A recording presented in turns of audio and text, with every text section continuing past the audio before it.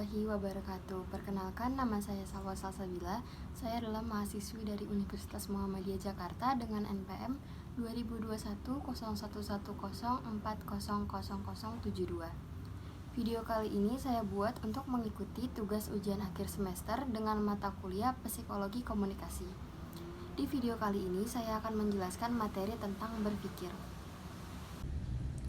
Menurut Floyd L. Roach, dalam bukunya Psychology and Life mengemukakan bahwa berpikir merupakan unsur-unsur lingkungan dengan menggunakan simbol-simbol, sehingga tidak perlu langsung melakukan kegiatan yang tampak.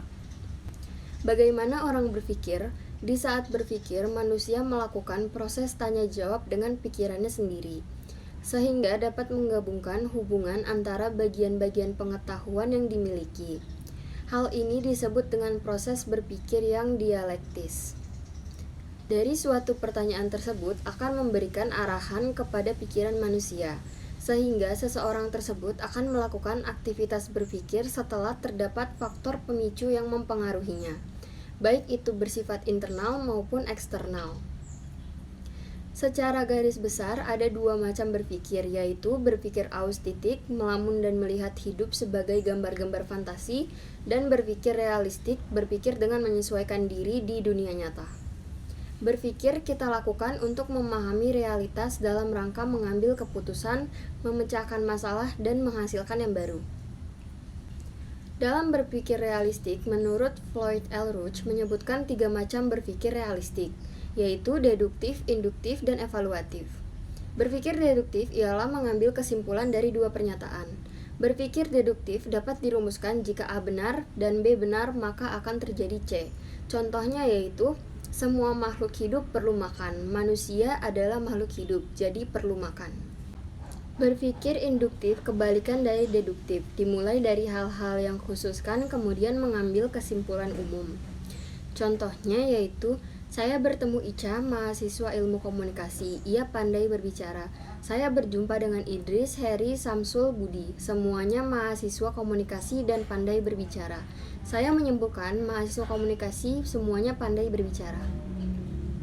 Berpikir evaluatif ialah berpikir kritis, menilai baik buruknya, tepat atau tidaknya suatu gagasan, dan penilaiannya dilakukan berdasarkan kriteria tertentu. Materi berikutnya yaitu menetapkan keputusan atau decision making. Fungsi berpikir adalah untuk menetapkan keputusan dan memecahkan masalah. Sepanjang hidup kita harus menetapkan keputusan. Sudah pasti sebagian dari keputusan itu ada yang menentukan masa depan kita. Contoh kasus dari menetapkan keputusan dalam keseharian kita adalah ketika Anda menetapkan keputusan untuk masuk jurusan kedokteran. Anda harus siap menghadapi hal-hal yang akan terjadi dan harus mempersiapkan diri dengan baik. Setiap keputusan yang diambil akan disusul dengan keputusan-keputusan lainnya yang berkaitan. Ketika Anda sudah siap untuk berumah tangga, Anda harus siap hidup dengan pasangan Anda, menerima segala kekurangannya dan menyatukan dua pikiran dalam satu rumah. Materi terakhir yang akan saya jelaskan adalah memecahkan persoalan atau problem solving. Problem solving dalam sehari-hari yaitu seperti pada umumnya kita bergerak sesuai dengan kebiasaan. Contohnya, Anda bangun pagi, Anda bersiap-siap, sarapan, dan berangkat untuk bekerja. Anda mengeluarkan motor dari garasi, memasukkan kunci, dan mulai starter. Anda mulai berangkat dan melewati jalan yang biasa dilewati. Semua berjalan seperti biasanya. Masalah timbul ketika ada peristiwa yang tidak dapat diatasi dengan perilaku rutin.